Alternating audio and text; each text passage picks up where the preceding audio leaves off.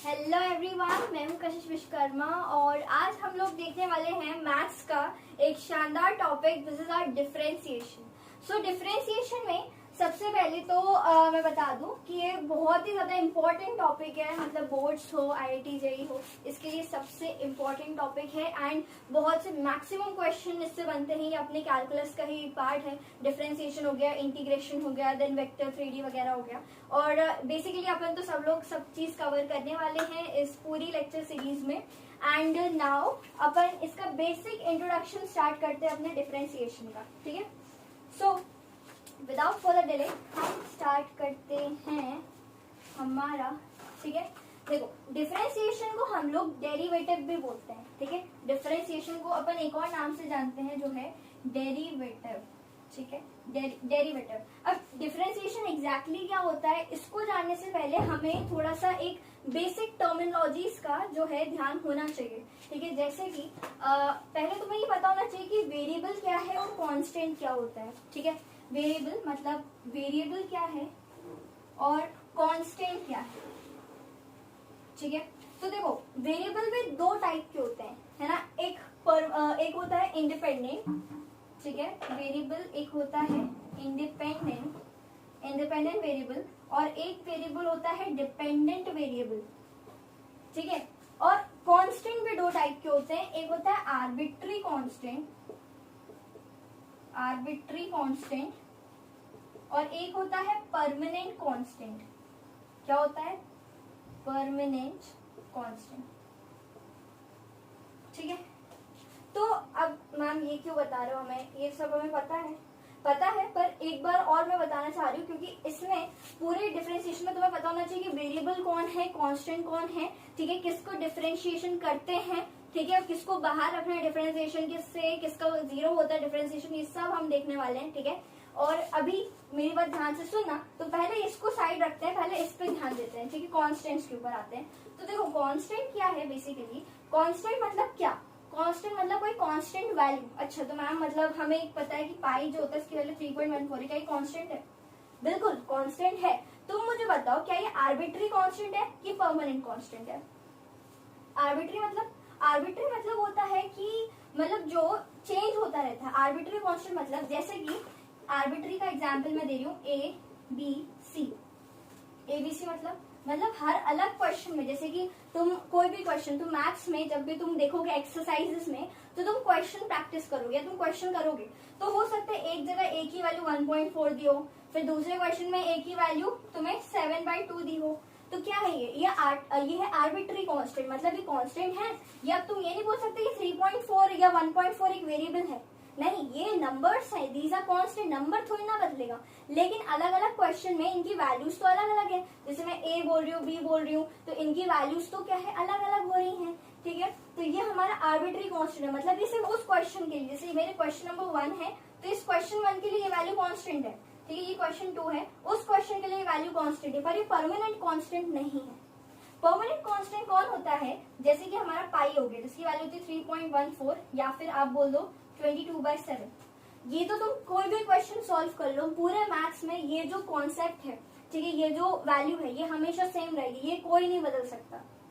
ठीक है, मतलब मैं तुम्हें अगर कोई इक्वेशन दे रही हूँ, जैसे कि मान लो मैं तुम्हें 2x + 1 दे रही हूँ, यहाँ मैंने मान लो x की वैल्यू कुछ अलग रख दी, है ना। तो मैं बोला कि निकालो इसकी f(x) की वैल्यू, है ना। तो मैंने बोला x की वैल्यू जो है f(x) फंक्शन बोलते हैं। ठीक है, और मैं सब समझाऊंगी, एक बात सुनते जाओ बस। देखो, तो जो 2x है, यहाँ पे मान लो x की वैल्यू मैंने इस क्वेश्चन में 1 रख दी। ठीक है, और आंसर सॉल्व करके निकाल लिया, कितना आ जाएगा 3। ठीक है, अगले क्वेश्चन में मान लो मैंने x की वैल्यू 0 रख दी, तो आंसर क्या आ जाएगा 1। तो मैं क्या कर रही हूँ अब, मैं बेसिकली क्या है मेरा x, क्या है मेरा कौन सा मतलब कांस्टेंट है, बताओ? आर्बिट्री कांस्टेंट है, बिल्कुल। एक्सेट्रा मतलब कोई भी वेरिएबल है उसकी वैल्यूज जो है अलग अलग क्वेश्चन में बदलेंगी, सिंपल सी बात है। और परमानेंट कांस्टेंट हर क्वेश्चन में सेम रहेगा बस। ठीक है, समझ आया? अब जैसे कि एक और होता है अपना, है ना, जो तुम्हें e की वैल्यू पता है ना, e अपना एक्सपोनेंशियल होता है ना।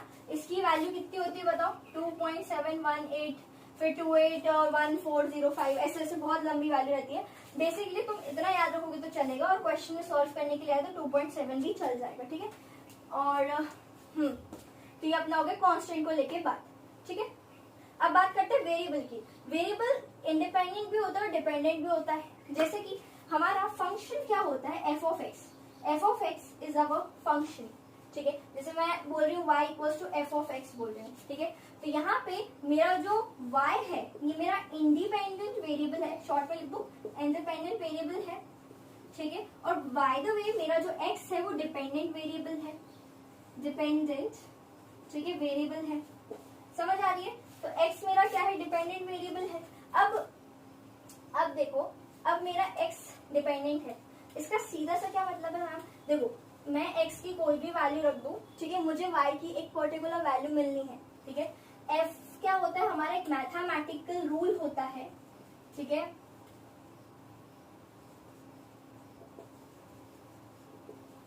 एक मैथमेटिकल, ठीक है, रूल होता है which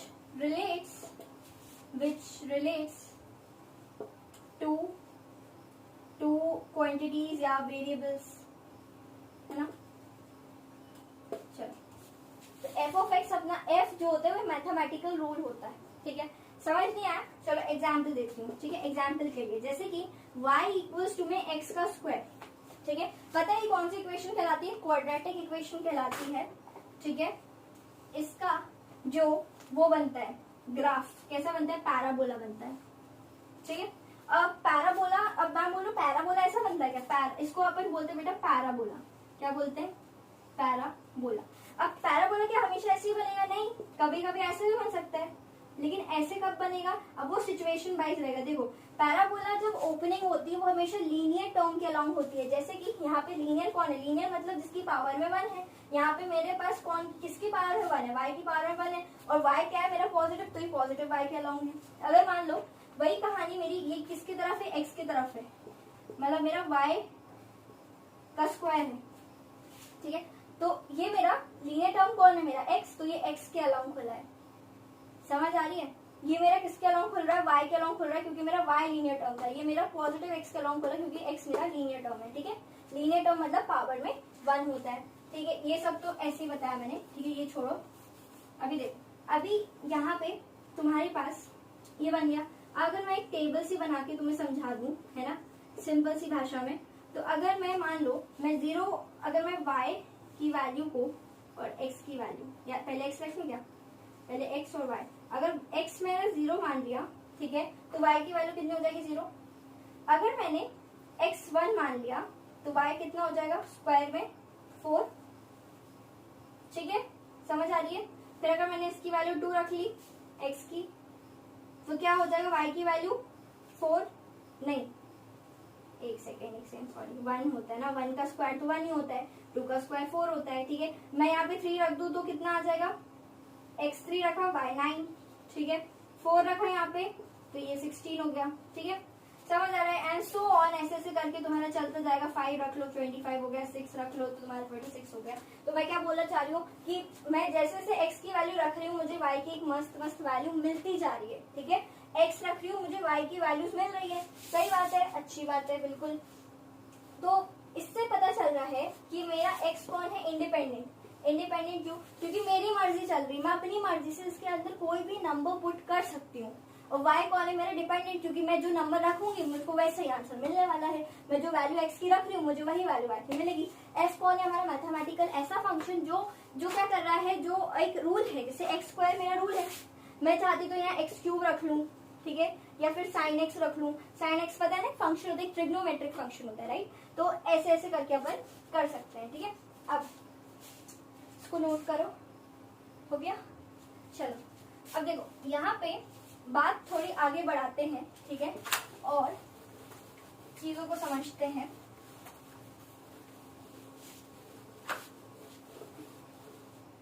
यहाँ तक तो कहानी बिल्कुल समझ आ गई होगी, आई गारंटी यू। अब देखो यहाँ पे अपन लोग, अगर मैं बोलूं कि अब हम बेसिकली डिफरेंशिएशन पे एक्चुअल में चालू कर रहे हैं, ठीक है, एक्चुअली में। अब देखो डिफरेंशिएशन में सबसे पहले बात कुछ ऐसी है कि अगर मैं इस टेबल पे थोड़ा ध्यान लगाऊं, ठीक है, मैं इसको क्या करूं, मैं बोल रही हूँ x की इनिशियल वैल्यू बोलूं, ऐसा हो गया। देखो x की इनिशियल, x आई लिख दूं, x इनिशियल वैल्यू ये है और x की फाइनल वैल्यू ये है, ठीक है। y की इनिशियल वैल्यू ये है और y की फाइनल वैल्यू ये है, ठीक है। अब मुझे निकालना है डिफरेंशिएशन का सिंपल मतलब होता है रेट ऑफ चेंज। क्या? रेट ऑफ चेंज, किस रेट से बदलाव होता है, दैट इज योर डिफरेंशिएशन, ठीक है। मतलब differentiation is just your rate of change, ठीक है। अब चेंज तुम्हें पता है, तुमने बचपन से बहुत बार पढ़ा है रेट ऑफ चेंज निकालना, कैसे निकालते हैं, change in Y upon change in X, है ना। तो वही काम आज भी यही होगा, change in Y upon change in X, यही होता है। और चेंज कैसे निकलता है, फाइनल माइनस इनिशियल, तो वाई एफ मतलब Y final Y initial upon में X final minus X initial, ठीक है। यही होता है, चेंज ऐसे निकलता है, राइट। और बता दूं एक और बात, यहाँ पे अपन ऐसे भी लिख सकते हैं, इसको वर्ड्स में अगर लिखना हो तो चेंज इन डिपेंडेंट वेरिएबल, ठीक है, अपॉन में चेंज इन इंडिपेंडेंट वेरिएबल, ठीक है। ऐसे भी इसको तुम लिख सकते हो, ठीक है। तो ये तुम्हारा क्या हो गया, रेट ऑफ चेंज हो गया, ठीक है। समझ आ रही है बात, क्लियर है, ठीक है। अगर मान लो मेरा जो रेट ऑफ चेंज में जो मेरा एक्स है, ठीक है, समझना मेरी बात को, अगर मेरा जो डेल्टा एक्स है अगर वो बड़ा है, ठीक है, अगर वो बड़ा है, चेंज मेरा बड़ा बड़ा बड़ा बड़ा बड़ा बड़ा है, ठीक है, चेंज मेरा बड़ा है, तो अब अपन क्या करने वाले हैं, चेंज बड़ा है तो अपन लोग करेंगे, इसको बोलेंगे अपन एवरेज रेट ऑफ चेंज। क्या बोलोगे, average rate of change. Average rate of change क्या होता है मैम, समझाते हैं। देखो रेट ऑफ चेंज तो बोलोगे delta Y by delta X, लेकिन यही चेंज अपना एवरेज रेट ऑफ चेंज करेगा, क्योंकि डेल्टा वाई अपना बड़ा है, ठीक है। डेल्टा वाई क्या है, अपना बड़ा है, इसको डेल्टा वाई पढ़ते हैं ना, सॉरी डेल्टा एक्स अपना बड़ा है, ठीक है। तो कहने का मतलब ये है कि एवरेज रेट ऑफ चेंज को सिंपल आप change in Y by change in X से निकाल लोगे। इसी चीज को मतलब सेम चीज को मैं दोबारा मैंने नाम दे दी इस बार एवरेज रेट ऑफ चेंज, कुछ नहीं किया मैंने, ठीक है। कोई रॉकेट साइंस नहीं खेली मैंने, सिंपल गेम बताया तुम्हें, ठीक है। अब देखो एवरेज रेट ऑफ चेंज कब काम आएगा, लेकिन जब आपको एक पर्टिकुलर ड्यूरेशन के बारे में बात करें, जैसे कि सबसे मस्त एग्जांपल मुझे लगता है गाड़ी वाला, जैसे कि तुम मान लो तुम अपनी बाइक चला रहे हो या स्कूटी चला रही हो, ठीक है, कुछ भी, any of the vehicle, not gender discrimination, okay. तो अब मैं बोल रही हूँ कि तुम जो भी हो, ठीक है, तुम गाड़ी चला रहे हो फाइनली, और अब तुम्हें क्या है, अब तुम अपने तुम्हारा दोस्त तुमसे पूछता है भाई आज तुमने कितने किलोमीटर गाड़ी चलाई, अच्छा, तो क्या तुम उसको ये बताओगे भाई कि मैं चलाया मैंने घर से, फिर बीच में ब्रेकर आया तो मैंने जीरो मतलब स्पीड कम कर ली, ठीक है, ट्रैफिक आया तो मैं रुक गया, फिर बीच में मैंने हाईवे पे मैंने बहुत तेज स्पीड से चलाई, क्या तुम ऐसे बताओगे, बिल्कुल भी नहीं। तुम क्या करोगे, तुम एक एवरेज अंदाजा लगाओगे, ठीक है, तुम एवरेज अंदाजा लगाओगे कि मैंने यहाँ से यहाँ तक कितने पे, हो सकता है तुमने स्पीड एकदम जीरो भी करी, हो सकता है तुमने 200 की स्पीड पे भी भगाई हो, ठीक है, हो भी सकता है, लेकिन हम क्या बोल रहे हैं, तुम उसको बताना चाह रहे हो तो एवरेजली बताओगे तुम, तो तुम क्या करोगे, इनिशियली तुमने जितनी स्पीड पे चलाई है उसमें तुम क्या करोगे, फाइनल माइनस इनिशियल, तुम इनिशियल लिखोगे और फाइनल लिखोगे, फाइनल माइनस इनिशियल करोगे, तुम्हें एवरेज मिल जाएगा, तो तुम बोलोगे भाई मैंने एवरेज इतनी गाड़ी चलाई, ठीक है, क्लियर है। तो एक ड्यूरेशन हो गया ना, वो एक लंबा सा, जैसे यहीं पे एग्जांपल देख लो, ये एक ड्यूरेशन हो गया, थोड़ा लंबा सा ड्यूरेशन है, वैल्यूज बड़ी बड़ी हैं, ठीक है, तो एवरेज है, क्योंकि डेल्टा एक्स भी अपना मस्त बड़ा बड़ा है, ठीक है। अब अगर मैं बात करूं कि अगर मेरा एक्स छोटा है, तो आज तुम बोल रहे हो मैम, आप बोल रहे हो कि डेल्टा एक्स बड़ा है, अगर डेल्टा एक्स छोटा है तो क्या करेंगे, तो उस टाइम पे अपन डेल्टा एक्स को बोलेंगे कि यार ये जीरो की तरफ ट्रेन कर रहा है। ये तुमने पहले भी कहीं देखा है, याद करो कहाँ देखा है, लिमिट्स में, एग्जैक्टली लिमिट्स में देखा है ना, कि डेल्टा एक्स जब जीरो की टवर्ड्स ट्रेन कर रहा है, मतलब delta x is not exactly zero. तुम एक्स की वैल्यू डायरेक्ट उठा के या चेंज डायरेक्ट उठा के जीरो नहीं बोल रहे हो, तुम बोल रहे हो नियर अबाउट जीरो है, ठीक है, पूरा जीरो नहीं है, नियर अबाउट जीरो है। तो अब डेल्टा एक्स जो है जीरो की टवर्ड्स दिख रहा है तुम्हें, तो यहाँ पे इस वाले जो चेंज आएगा तो तुम क्या लिखोगे, तुम इसको बोलोगे पहली बात तो इंस्टेंटेनियस रेट ऑफ चेंज। हम क्या, इंस्टेंटेनियस रेट ऑफ चेंज बताती हूँ, ठीक है, देखो इंस्टेंटेनियस रेट ऑफ चेंज, ठीक है। तो क्या होगा बताते हैं, देखो यहाँ पे limit delta x tending towards zero, याद आ रहा है ऐसी कुछ कहानी पढ़ी अपन ने, है ना, 11th में पढ़ी है, पहले भी फिजिक्स में भी पढ़ी होगी, इवन नहीं पढ़ी तो कोई दिक्कत नहीं है। देखो लिमिट जो है एक्स की तरफ जीरो टेंड करी, मतलब एक्स डेल्टा एक्स मतलब चेंज इन एक्स जो है वो प्रॉपर जीरो नहीं है, एक्स की वैल्यू एकदम जीरो नहीं है, एक्स की वैल्यू जीरो के टुवर्ड्स टेंड कर रही है, ठीक है, जीरो के नजदीक जा रही है, ना कि जीरो है, ठीक है, समझ आ रही है। तो जीरो नहीं है ये, लेकिन जीरो के टुवर्ड्स है, तो ये अपना क्या हो जाएगा, delta Y by delta X, ठीक है। ये क्या बोलते हैं, इसको अपन बोलते हैं इंस्टेंटेनियस रेट ऑफ चेंज, मतलब उस पर्टिकुलर पॉइंट पे कितना जो है, ठीक है, चेंज है, ठीक है। जैसे कि गाड़ी वाड़ी अपन मैंने बता दिया ना, गाड़ी वाड़ी की जो स्पीड है, ठीक है, वो इस पर्टिकुलर पॉइंट पे कितनी है, 10वें सेकंड पे कितनी स्पीड है, ठीक है। और वो निकालने के लिए अपन डिफरेंशिएशन नहीं, इंस्टेंटेनियस रेट ऑफ चेंज का यूज करते हैं, मतलब यस डिफरेंशिएशन ही बोलते हैं उसको, इंस्टेंटेनियस रेट ऑफ चेंज को ही डिफरेंशिएशन कहा जाता है, ठीक है। Rate of change is simple your average, लेकिन जब इंस्टेंट की बारी आती है तो उसको अपन डिफरेंशिएशन बोलते हैं, ठीक है। इसको और भी चीजों से अपन लिख सकते हैं, जैसे कि मान लो ये जो लिमिट है, ठीक है, x टेंडिंग टुवर्ड्स जीरो, तो change in y upon change in x को क्या लिख सकते हो, फाइनल माइनस इनिशियल, ठीक है, x final minus x initial हो गया।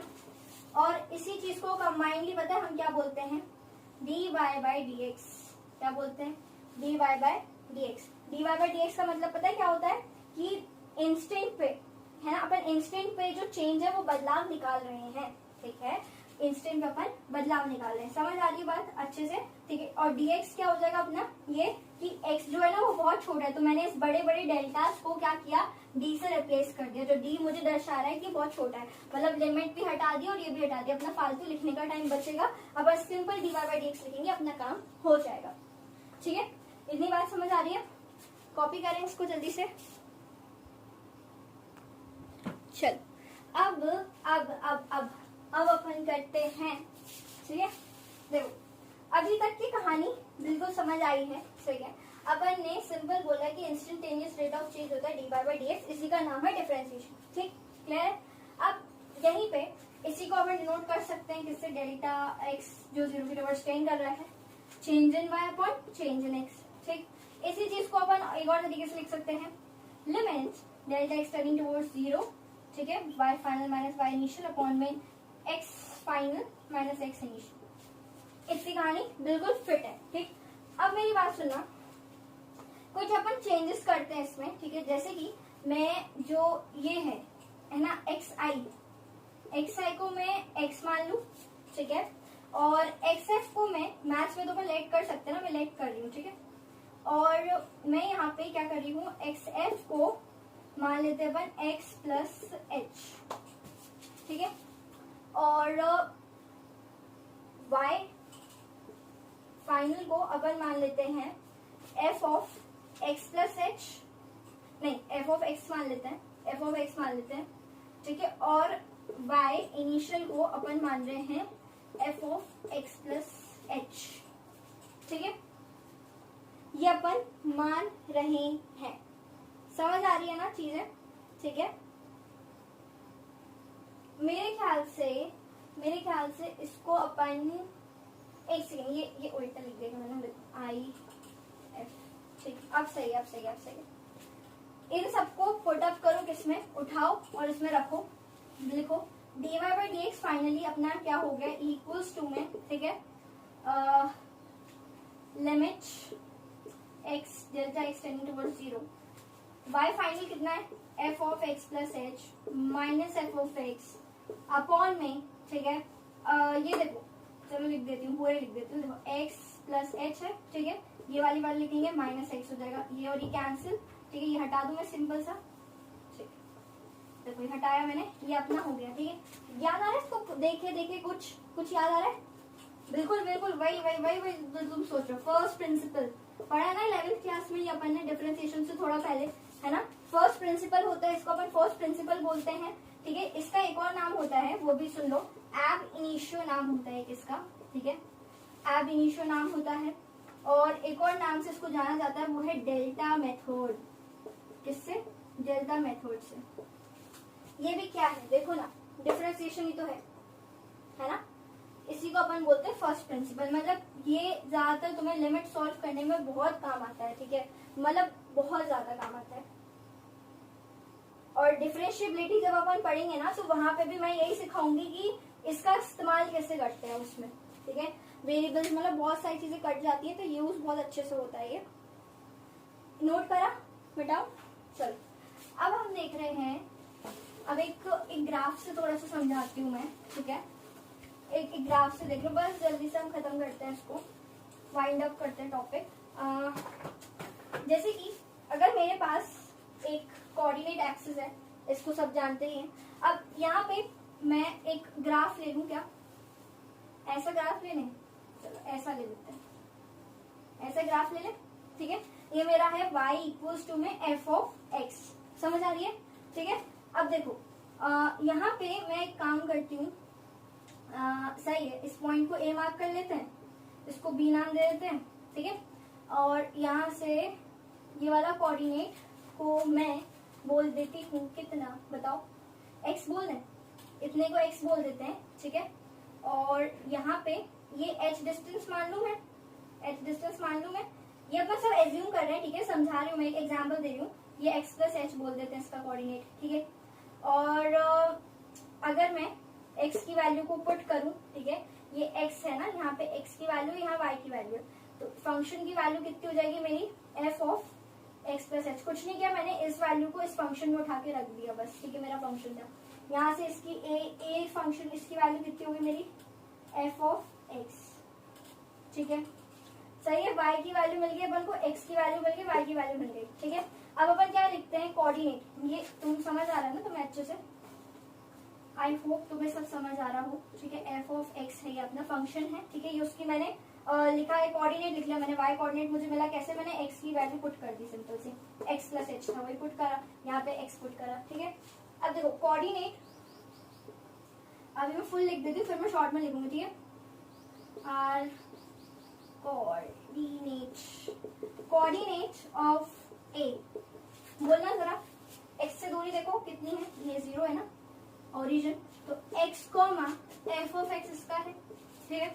और अब शॉर्ट में लिख रही हूँ, ठीक है। कोऑर्डिनेट ऑफ b कितना है बोलो, ये x प्लस h, ठीक है, इंटू में f of x plus h है, सही है, ठीक है, कोई दिक्कत बिल्कुल नहीं। चल अब अपन क्या करने वाले हैं, सुनना मेरी बात को, line passing through A B, ठीक है। अब मैं एक काम करती हूँ, यहाँ से एक लाइन पास करवा रही हूँ, ठीक है, ये पास करवा दो, एक ऐसी मान लो एक लाइन जा रही है, ठीक है। तो मैं यहाँ लिखूंगी कि line passing through A B, ठीक है, इज सीकेंट।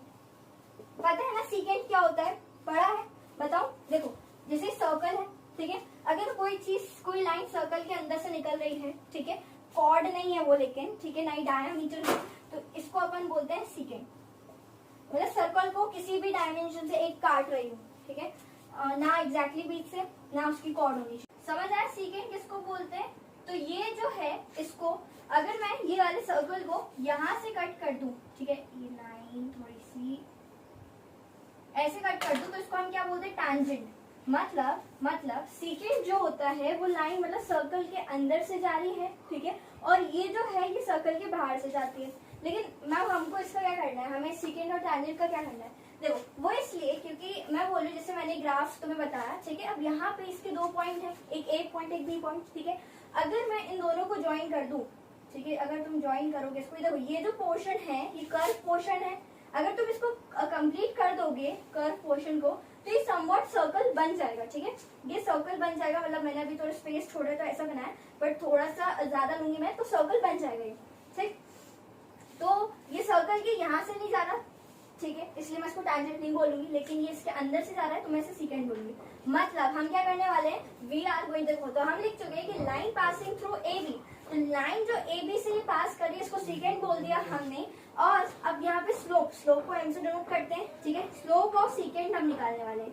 तो स्लोप निकालने से पहले तुम्हें 11th का स्लोप याद है, देखो मैं बताती हूँ। स्लोप ऑफ अ लाइन, जब भी हम किसी भी लाइन का स्लोप निकालते हैं, स्लोप ऑफ अ लाइन क्या होता है कि एम से शो करते हैं, राइट, फिर वो होता है tan थीटा, है ना, जहाँ पे थीटा अपन को देता था तो अपन निकाल देते थे एंगल पुट करके, या फिर वो होता है delta y by delta x, मतलब y2 minus y bar upon x2 minus x1, याद आ रहा है। फिर एक और स्लोप निकालने का तरीका होता है माइनस a बाय b, जो इक्वेशन से निकालते हैं, है ना। तो ये सारे अपने तरीके हो गए स्लोप को निकालने के। अपन यहाँ पे सीकेंट का स्लोप निकालने के लिए ये वाला तरीका इस्तेमाल करेंगे, ठीक है, समझ आ रही है? अब देखो यहाँ पे मैं इसको x1 मतलब इस हिसाब से, ठीक है, जैसे अगर मैं इसको चेंज करना चाहूँ वेरिएबल भी चेंज कर सकती हूँ, ठीक है, ये अपना कोऑर्डिनेट है, ठीक है, तो ये x1 ये x2, ठीक है, इसको अलग कलर से दिखा देती हूँ। देखो x1 y1 कोऑर्डिनेट, ठीक है, ये x2 y2 कोऑर्डिनेट, ठीक है, यही वाला यूज करेंगे, ठीक है, स्लोप ऑफ सेकेंड के लिए। तो बताओ कितना हो जाएगा, f of x plus H minus F of x upon में h, ठीक है, यही हो जाएगा तुम्हारा। अच्छा मैम ये तो फर्स्ट प्रिंसिपल जैसा लग रहा है, बिल्कुल ये वही है, समवॉट वैसे ही है, लेकिन पूरा फर्स्ट प्रिंसिपल नहीं है। क्यों? क्योंकि फर्स्ट प्रिंसिपल में क्या आता है, लिमिट भी लगती है ना। लिमिट क्यों लगती है? क्योंकि वो एक टैंजेंट के लिए होता है ना। मतलब देखो मैं समझा दूँ, डेरिवेटिव एक इम्पॉर्टेंट फैक्ट यहाँ तुम लिखो अपने इसमें, नोट करो कि स्लोप है ना, डेरिवेटिव एग्जैक्टली क्या होता है ग्राफिकली अगर देखा जाए तो, या ज्योमेट्रिकली समझा जाए मतलब डिफरेंशिएशन को, तो डेरिवेटिव इज टैंजेंट का स्लोप होता है। मतलब तुम अगर टैंजेंट का स्लोप निकाल दो तो उसको हम डेरिवेटिव कहते हैं, ठीक है, टैंजेंट का स्लोप होता है। ये अभी मुझे पता है डाइजेस्ट करने में थोड़ा टाइम लगेगा ये बात, लेकिन ये चीज एक बार समझ आ जाएगी तो तुम्हें पूरे मैथ्स में काम आएगी, ठीक है।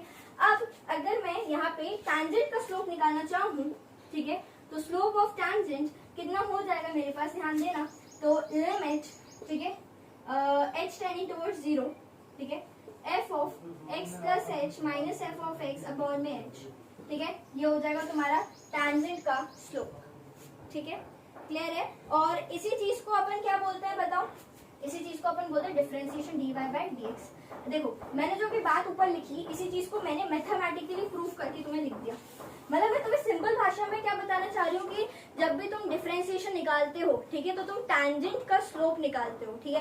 मतलब तुम अगर तुम्हें कभी बोल दिया जाए कि find out the slope of tangent, तुम्हें निकालना है, तो तुम क्या करो, सिंपल उसको डिफरेंशिएशन कर दो, ठीक है, वो कर दोगे तो तुम्हारा ये हो जाएगा, ठीक है।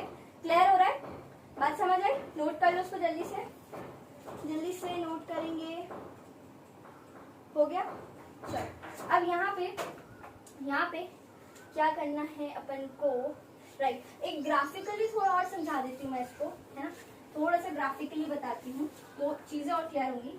जैसे कि बाय ग्राफिकली अगर हम देखें और इसको थोड़ा और समझें तो याद करो साइन एक्स का ग्राफ कितना कैसा होता है, ये साइन एक्स का ग्राफ होता है ना, y equals to sine X, ठीक है।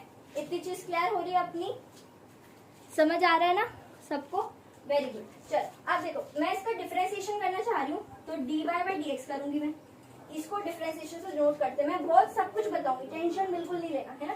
देखो तो इसका होता है cos x होता है डिफरेंशिएशन, मैम आपको कैसे पता, बेटा फॉर्मूला है, ठीक है, मैं अभी पूरी लिस्ट लिखूंगी तुम्हें फॉर्मूला की, बिल्कुल टेंशन मत लो, ठीक है।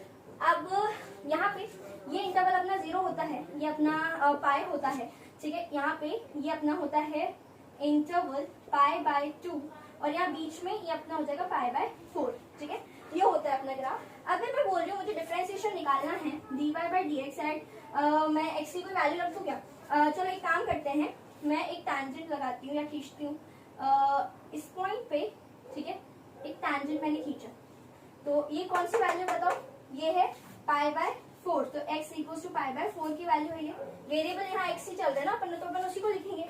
तो अगर यहाँ पे मैं cos पाई बाय 4 लिख दूं, मतलब मैं क्या कर रही हूँ, सिंपल x की वैल्यू पुट कर रही हूँ, तो कितना आ जाएगा 1 बाय रूट 2। मतलब देखो मैंने क्या किया, ये था, ठीक है, मैंने इस पॉइंट पे, इस पर्टिकुलर पॉइंट पे इसकी वैल्यू निकाल ली, यही होता है डिफरेंशिएशन, वही तो करना था ना अपन को, पर्टिकुलर पॉइंट पे वैल्यू निकालनी थी, तो यही तो करा अपन ने, देखो पर्टिकुलर पॉइंट पे वैल्यू निकाल ली, ठीक है। अब तुम्हें इक्वेशन दी होगी ट्रिग्नोमेट्रिक एक्सपोनेंशियल, उनको डिफरेंशिएट मानना है, तुम्हें वैल्यू पुट करनी है तो तुम्हें मिल जाएगा, ठीक है।